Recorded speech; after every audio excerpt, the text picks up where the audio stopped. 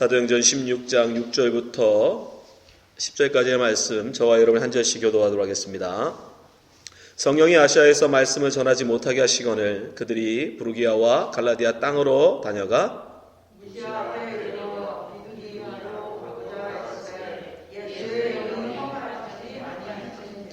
무시아를 지나 드로아로 내려갔는데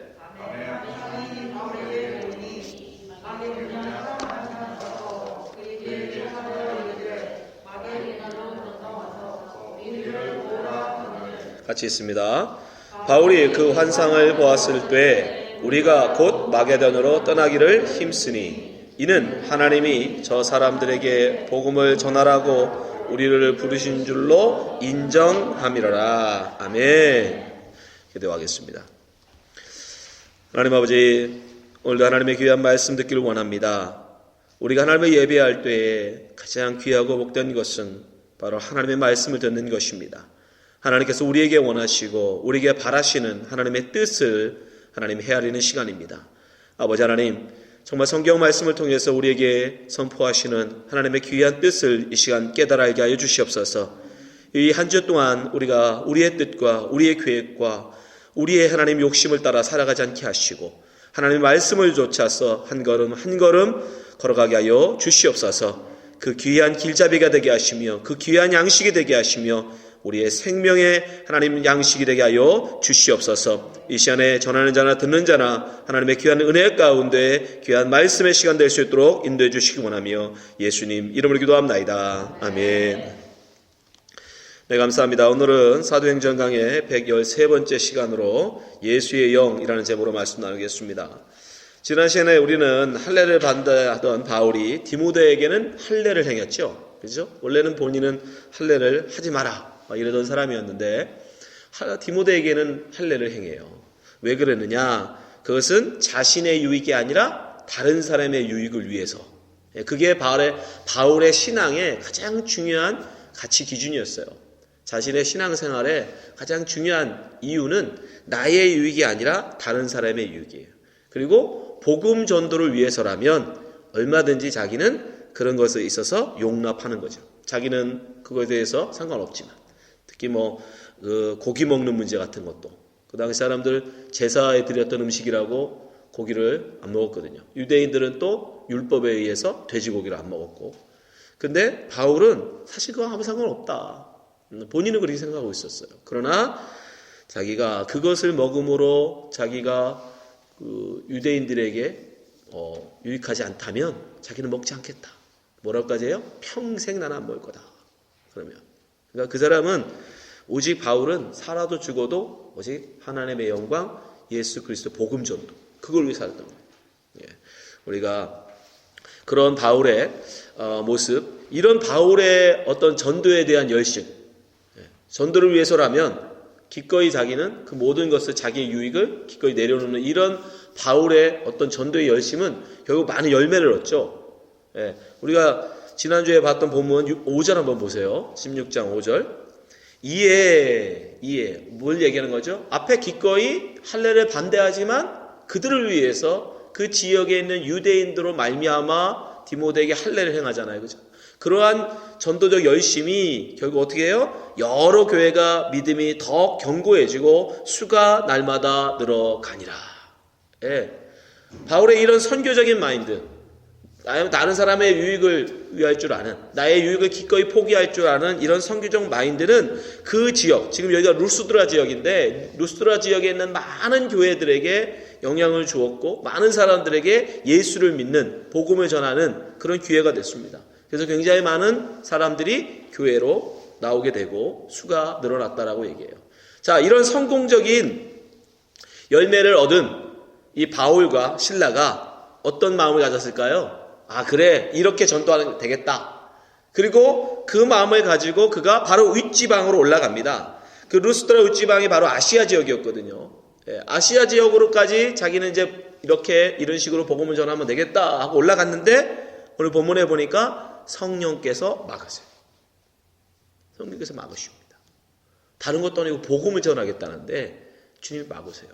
왜 주님께서, 왜 성령을 통해서 막으셨을까? 우리가 오늘 본문을 통해서 하나님께서 어떤 뜻을 가지고 바울 일행의 선교 일행을 가는 길을, 그 계획을 막으셨는지 우리가 한번 함께 알아보려고 합니다. 자, 오늘 본문 6절을 한번 보시면 성령께서 막으셨다라고 분명히 얘기해요. 보세요. 6절, 성령이 아시아에서 말씀 전하지 못하게 하시거늘 그들이 부르기아와 갈라디아 땅으로 다녀가. 그는 그 위에 북쪽 아시아 지역으로, 사실 정확하게 말하면 서북쪽이에요.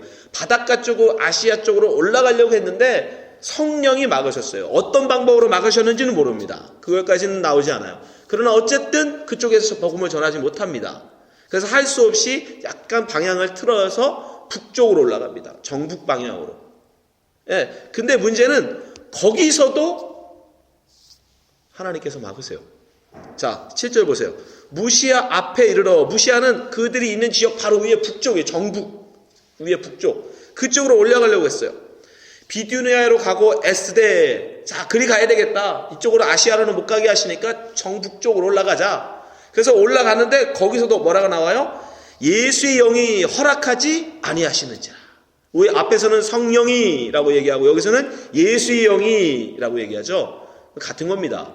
성령이 곧 예수의 영이고 예수의 영이 성령이며 또 성령님이 곧 예수님이시죠. 그죠? 삼위일체라고 하잖아요. 같은 겁니다. 같은 표현을 다르게 쓰고 있는 것 뿐이에요. 결국 또 여기서도 막힙니다. 그러니까 그들이 다른 게 아니고 복음을 전하겠다고 올라갔는데 지금 성령을 통해서 하나님 뭐 하시더라? 막으시더라. 우리가 뭐를 알 수 있어요? 여러분, 우리가 아무리 교회가 우리가 보기에 정말 선교하는 것이고 다른 사람들을 구제하는 것이고 누가 봐도 사람들이 칭찬할 만한 일이라 할지라도 그 모든 것을 하나님께서 다 허락하는 것은 아니다. 그죠? 보세요. 다른 거 하러 가는 게 아니잖아요. 장사하러 가는 게 아니잖아요. 지금 자기 자랑하러 가는 게 아니란 말이에요. 학술 세미나 가는 게 아닙니다. 복음을 전하겠다고 하는 거예요. 그것도 나의 유익을 기꺼이 다른 사람의 유익을 위해서 포기할 각오를 하고 그들이 지금 복음을 전하겠다고 가는데 성령께서 막으시고 예수의 영을 통해서 막으세요. 복음 전하는 걸. 아니, 예수님께서 복음 전하라 하신 건데 막으시더라는 겁니다. 우리는 이것을 통해서 뭘 알 수 있느냐? 여러분, 우리가 아무리 하고자 하는 일이, 교회가 아니면 여러분들이 아무리 하고자 하는 일이 옳은 것이고 그것은 정당한 거다 할지라도 그 수단과 그 방법, 그때까지 모두가 다 정당화되는 건 아니에요. 여러분, 잘 새기셔야 돼요. 목적이 옳으면, 내가 하고자 하는 바가 옳으면 그 수단은 상관없겠지, 방법이 상관없겠지. 심지어 여기서 제일 중요한 건 때입니다. 아무 때나 가능하겠지 아니라는 거예요. 분명히 선한 뜻이었고 좋은 것이었고 심지어 이것은 예수님께서 마지막으로 제자들에게 당부하셨던 거예요. 복음 전하라. 그런데 그 복음을 전하겠다고 나가는데 막으세요. 못하게 하십니다. 왜요? 때가 아직 이르지 않았다. 비록 목적은 옳은 것이고 그것은 하나님의 뜻이었지만 그러나 그 때가 아직 아니었던 거예요. 아직 그 지역에 있는 이들에게 복음을 전할 때가 아니었던 거예요. 누가? 하나님이 좋으실 때. 바울의 입장에서는 상관없죠. 바울이 보기에는 아시아, 비두니아 얼마든지 가서 그들이 복음을 전해야지 라는 마음을 가질지는 몰라도 하나님의 계획, 하나님의 장중의 계획은 볼 때는 아직 그 때가 아니었던 거예요. 그래서 하나님 막으십니다. 이것을 너무 잘 알았던 예수님도 그래서 뭐라고 하세요? 마리아가 부탁을 할 때 아직 내 때가 이르지 아니하였습니다. 아니, 지금 잔치가 벌어져서 포도주가 떨어져 가는데 그 난처한 상황에서 포도주가 떨어졌으니 도와주세요라는 그 부탁을 예수님께서 왜 거절하겠습니까? 그렇죠? 그 난처한 사람을 도와주는 건 당연히 예수님께서 노할 이유가 없는 좋은 일이에요. 선한 일이에요. 그런데 예수님은 뭐라고 그래요? 바로 첫 번째가 단칼에 거절하십니다. 왜요? 내 때가 이르지 않았다.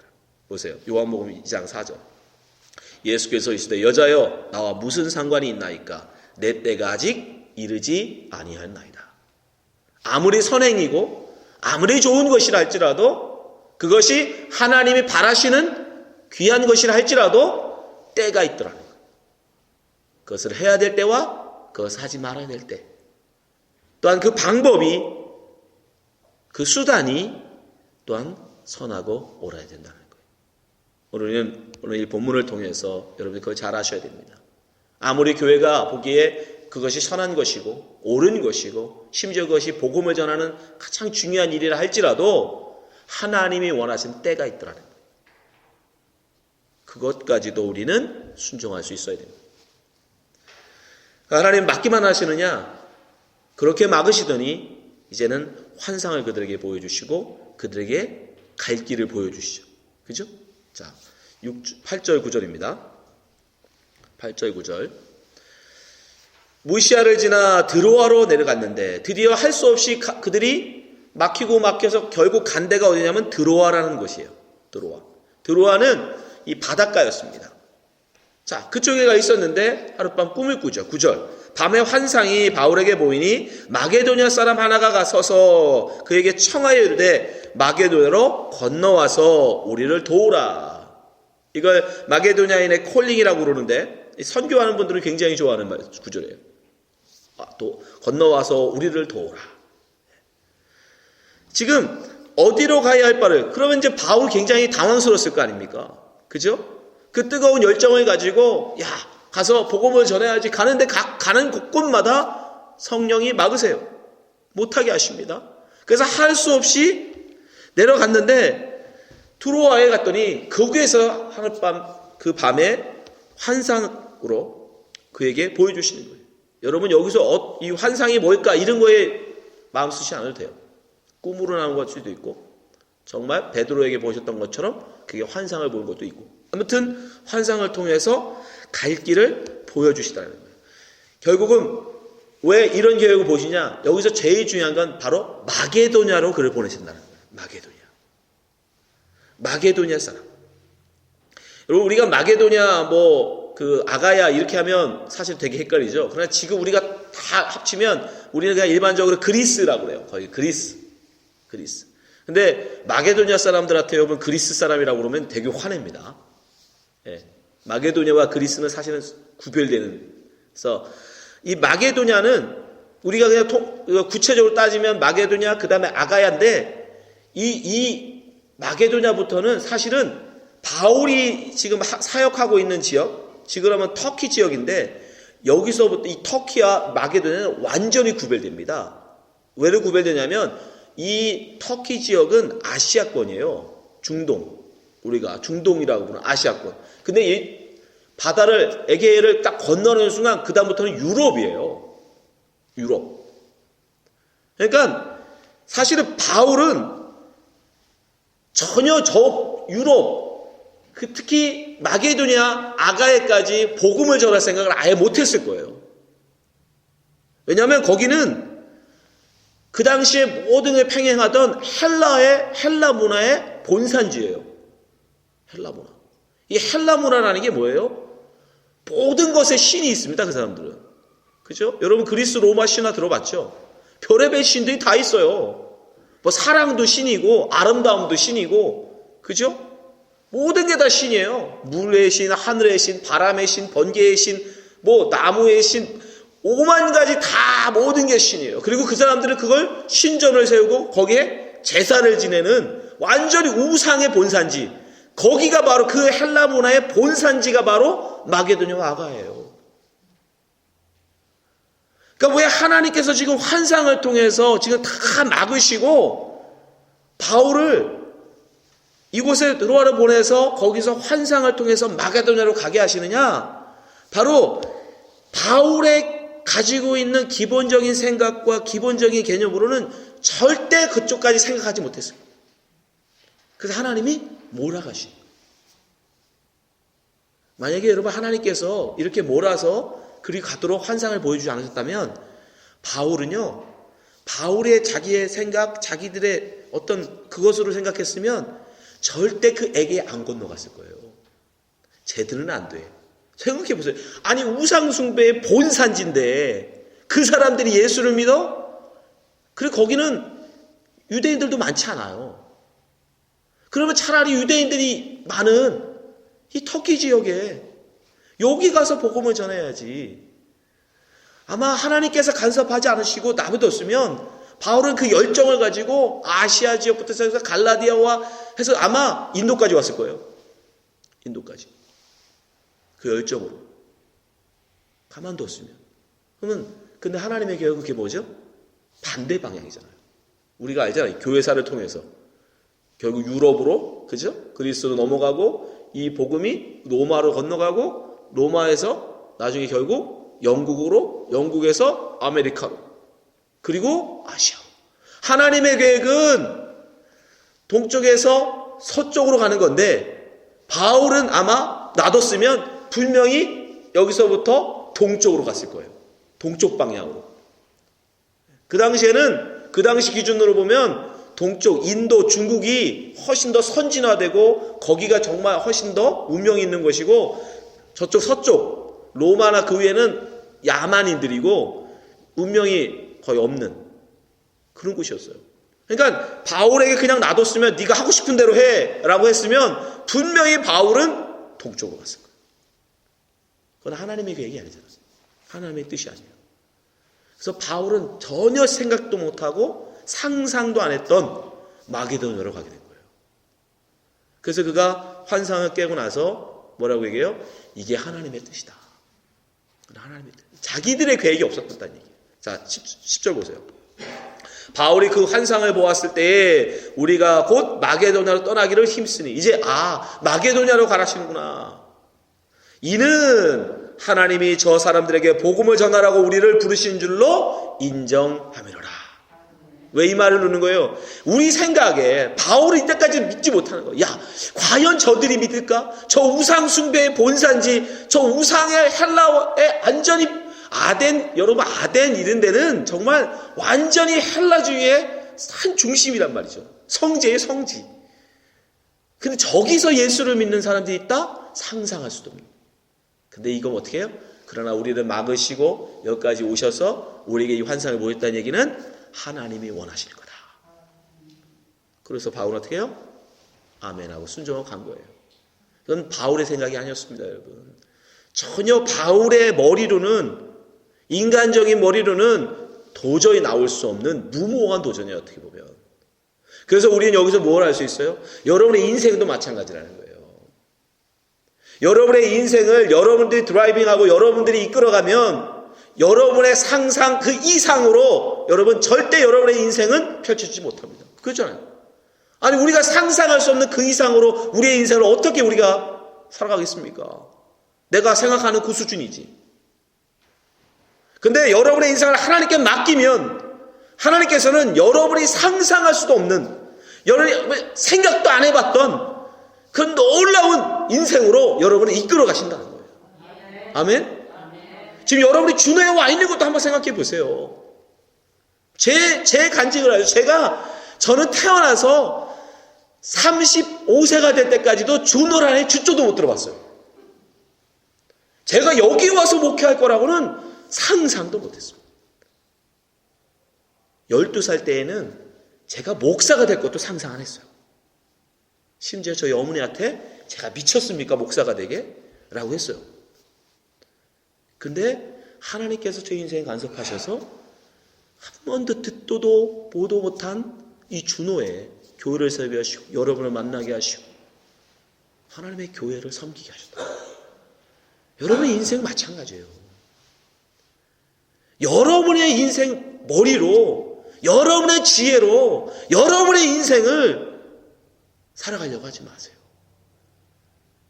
하나님께서 막으시고 결국은 하나님께서 하나님이 원하시는 걸 끌고 가시지만 여러분 하나님께 맡기세요. 그럼 여러분은 상상도 못해요. 바울은요 굉장한 충격받았어요. 야, 저기에 가서 복음을 전하라. 여러분 마찬가지예요. 여러분이 하나님께 맡기면 나이가 많이 먹었는데 무슨 내 80에 내 나이 지금 60에 무슨 아니요. 하나님은 그런 거 초월하시는 분이에요. 나는 많이 못 배웠는데 아니요. 그런 것도 상관없습니다. 그런 조건, 그런 환경, 그런 처지, 하나님은 여러분에게 한 가지만 요구하세요. 하나님 말씀 앞에 얼마나 순종하느냐. 얼마나 믿음으로 여러분이 순종하느냐. 여러분의 인생을 그 하나님께 맡기고 순종하면 기꺼이 하나님은 여러분을 그렇게 들어 쓰십니다. 이 계획을 가지고 하나님은 바울의 일행을 몰아가신 거예요. 못하게 하시고 그 좋은 걸 하겠다는데 그 복음을 전하는 일을 하겠다는데도 막으시고 금하시고 결국 몰아서 이곳에 오신 거예요. 왜? 그들에게 복음을 전해야 하니까. 그들에게 복음을 전해야 유럽의 복음이 전해지고 유럽의 복음이 전해져야 이 아시아에 이 동북아 아시아의 복음이 전해지고 동북아의 복음이 전해져야 여러분이 복음을 들으니까. 그 하나님의 뜻을 바울이 어찌하겠습니까? 하나님께서 이렇게 벌써 준비하시고 바울 일행을 몰아왔다는 걸 우리가 또 알 수 있는, 어떻게 할 수 있느냐? 여러분 10절을 잘 보시면 갑자기 주어가 바뀌어요. 10절 초반부에 한번 보세요. 주어가 뭘로 시작하죠? 바울이. 주어가 바울이에요. 그죠? 바울이. 그건 3인칭입니다. 그죠? 바울을 칭하는 3인칭이에요. 근데 갑자기 읽어보세요. 바울이 그 환상을 보았을 때 누가? 우리가. 갑자기 우리가라고 이 주어가 바뀌어요. 우리가는 1인칭 복수죠. 1인칭 복수. 그러면 우리라고 말하는 사람 속에 이 말을 하고 있는 사람이 포함되어 있다는 뜻이에요. 그죠? 바울이 아니면 그들이 이렇게 얘기할 때는 나는 거기에 없는 거죠. 그죠? 근데 우리가라는 건 내가 있는 거예요. 그 안에. 우리가, 내가 포함된. 근데 지금 이 사도행전을 누가 쓰죠? 누가가 써요. 누가가. 그러면 여기서 우리가 속에 누가 있다는 거예요? 누가가 들어가 있다라는 거예요. 하나님께서 결국 왜 이들을 이곳으로 몰고 가셨느냐? 하나님은 벌써 그곳에서 누가를 만나게 하실 준비를 하고 계십니다. 누가를 어떻게 만나는지는 나오지 않습니다. 근데 여기서 바울은 누가를 만나게 돼요. 누가는요, 의사였어요. 그리고 헬라어에 굉장히 능통했습니다. 그래서 이후로 바울을 따라다녔어요. 바울이 지병이 있었어요. 그래서 쉽게 얘기하면 개인 담당 의사를 하나님이 붙여주신 거예요. 거기다가 이제 바울의 이런 이 선교, 영을 따라다니면서 기록하고. 그래서 이 10절을 이전에는 대부분 뭐라고 쓰냐면 그들이, 바울이 뭐 이런 식으로 불러요. 그러다가 이 10절 이후부터 여러분 잘 보시면 다 우리가로 나와요. 우리가. 그러니까 누가가 그 전까지는 자기가 들은 얘기니까 그들이 뭐 바울이 이렇게 쓰다가 10절 이후부터는 자기가 이제 경험한 거예요. 그러다 보니까 바울의 선교 2차 여행, 3차 여행, 심지어 바울이 로마 갈 때까지 따라가거든요. 누가는.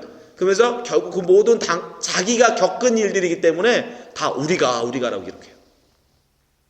그러니까 하나님은 그 누가가 또 쓴 게 뭐예요? 누가복음.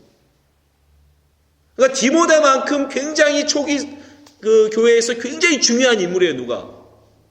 그 누가를 하나님이 어떻게 한다? 준비하고 계시더라는 거예요. 바울은 전혀 몰랐죠. 그런 인물을 거기서 만날 거라고. 그러나 하나님께서는 다 준비하고 계셨다는 거예요. 여러분의 인생에서도 마찬가지입니다. 야, 내가 거기 아는 사람도 하나도 없는데, 내가 그 일을 하는데 내가 아는 게 하나도 없는데 어떻게 내가 그 일을 할 수 있을까? 아니요.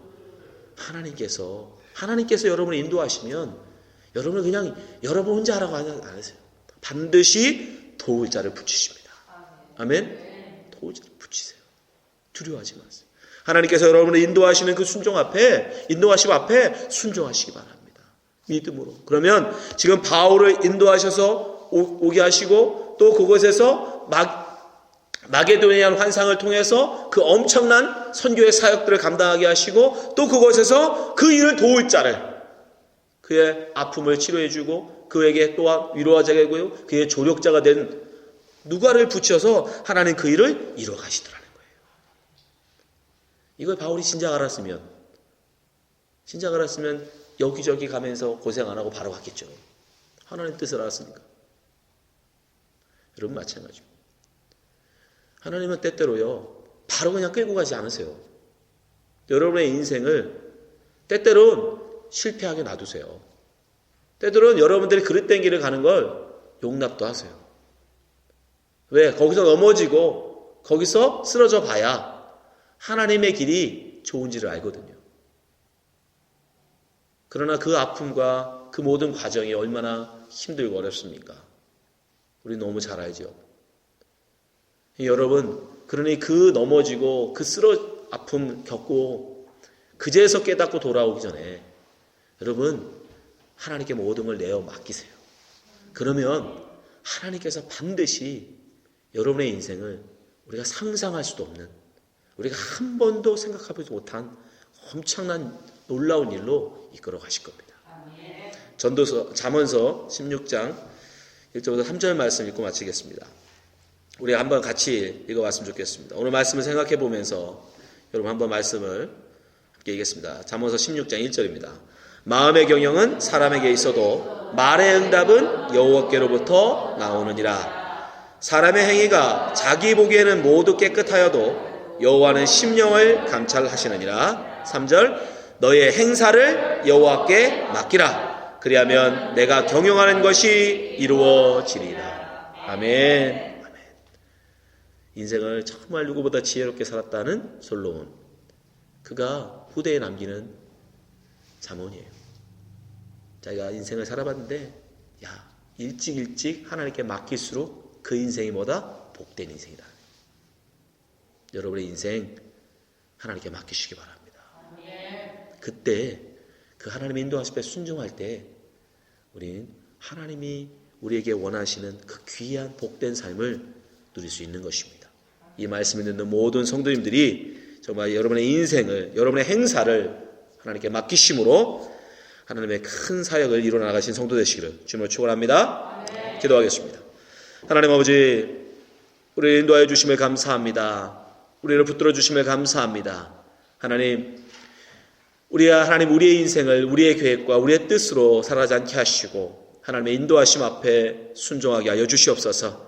내 모든 것 주님 앞에 내어 맡기게 하시고 하나님 주님의 인도하심 앞에 순종함으로 상상할 수도 없는, 우리로서는 전혀 기대할 수도 없는 그 엄청난 놀라운 일들을 우리를 통해서 이루어 주시옵소서.